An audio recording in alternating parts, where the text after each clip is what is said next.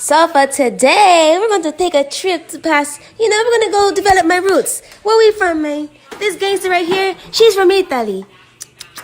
So to pay homage to that guy, we're going to make an herb-crusted chicken with a creamy Parmesan polenta with a little saute, you know. You know? Okay, let's do this. Alright, so for the herb crust, we got some salt. We're going to add in some black pepper. Some rosemary. Ooh, a little bit of that. Some basil. A little dry basil, never hurt nobody. A little crushed red pepper flake for a little kick. Ooh. A little cumin. Give it a nice little smoky depth of flavor. Add a little more of that. Some oregano. Some thyme. I had a girl one time try to convince me that this was pronounced thymine. I cannot be friends with her, so we ain't friends today. Anywho, I add some garlic powder, a little chili powder. Come on now. A little bit of that, and some onion powder. Alright, flavor check. Perfect. Alright, so I have a pack of boneless, skinless chicken tenders. I like using the tenders because they're perfect size and they cook up nice and juicy and even. So to the little spice mix, we're going to add in a little bit of olive oil. Give it a stir. And dump it on the chicken. Alright, so just add enough olive oil to get it to a good consistency. You don't want it too thick, you don't want it too thin. Just enough to stick to the chicken.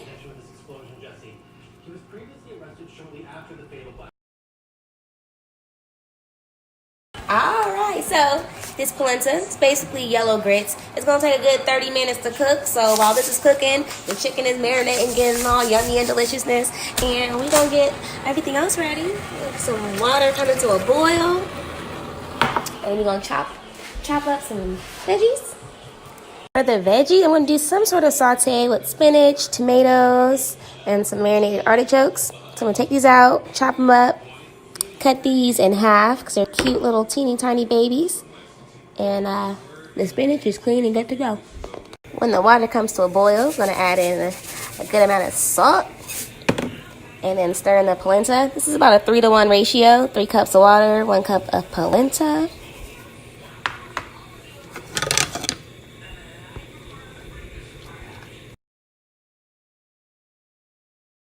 So with polenta, the trick is to do it low and slow. Turn that heat way down. And try not to burn yourself with the steam facial. And you want to stir it often to make sure it doesn't stick to the bottom. If it looks too thick, go ahead and add a little more water. And keep an eye on it. Oops, I lied. The polenta doesn't take 30 minutes. I'm making a half a batch. So it's only going to take about 15-20. When it's almost done, I'm going to drop in some chunks of butter. Some real butter. And I'm going to add in a splash of heavy cream. This is going to make it extra rich and creamy. Yum. Alright, these are thick and looking good to go. Now I'm going to add in some fresh Parmesan cheese. Let's break this clump up a little bit.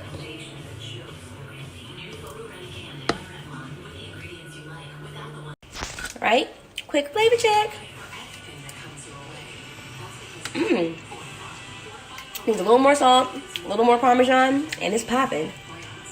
Get that chicken in a nice hot pan. If it doesn't sizzle when you put it down, it ain't ready to go yet. So just make sure you preheat your pan real good so you can get a nice brown sear on your meat, and you're good to go. While the chicken is going, I poured the polenta in a loaf pan because instead of serving it as is, all nice and thick and creamy, I like texture. So we're going to let this set up, and it's going to turn into a nice solid polenta brick for us, and we're going to slice it up and fry it. Oh yeah. Yeah, that looks nice. So once you get a nice little golden brown color, you're going to go ahead and flip them. And the key to chicken, I only flip it once. There's no point in going back and forth and back and forth. Just cook it a couple of minutes on one side, cook it on the other. And we're going to cook this about 90% of the way. And we're going to take it out and add it back a little later to our sauce. Now in the same pan, sauteing some shallot, garlic, and chopped artichoke. added in a bowl of fresh spinach. It looks like a lot, but when it cooks down, it's going to equal like 2 bites. So, don't worry. Add some salt, add some pepper. You know, you got to flavor every step of the way. When it cooks down, add a little bit more. I added in a little bit of onion powder. Now we're going to add in some capers. I absolutely love capers. Give them a nice little salty surprise. Alright, when the spinach is wilted down, we're going to add in a little bit of butter.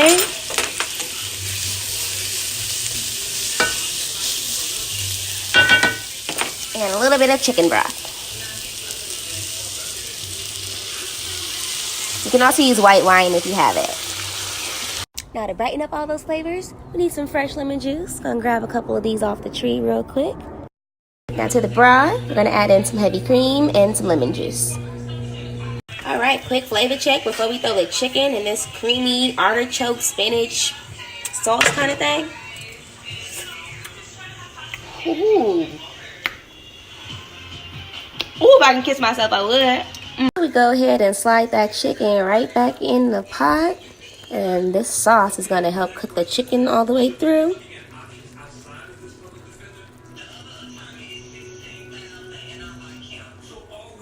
My Ratchet TV playing in the background. I love it, hip hop.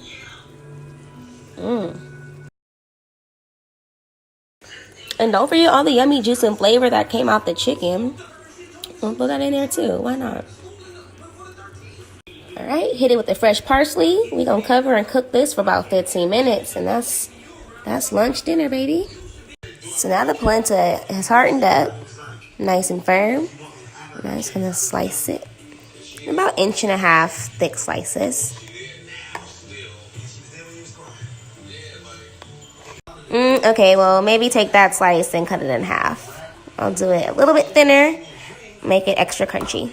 Ooh, baby, that is just about done. Now at the last minute, I'm going to add in some more Parmesan cheese and throw in those tomatoes, and we're good to go. Now the Parmesan is going to tie in the flavors with the polenta, and it's also going to help thicken up the sauce.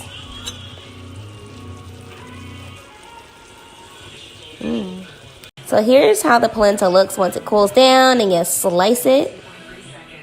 I'm going to go ahead and fry these up in a pan really quick with some butter and a little bit of olive oil.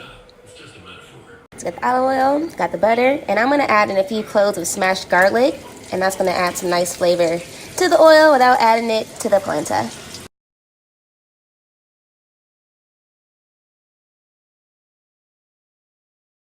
Now for a little crunchy, salty topping, I'm taking some capers, tossing them in a little bit of cornstarch, and I'm going to quick fry them. Oh yeah, that's the color we're looking for. And all that Parmesan that we mixed in, got nice and crispy, crunchy around the edges. There we go. Finish it off with the fried capers and fried shallots. And that's dinner. Ooh, and there is dinner. Our creamy spinach and artichoke lemon herb chicken with the fried Parmesan polenta.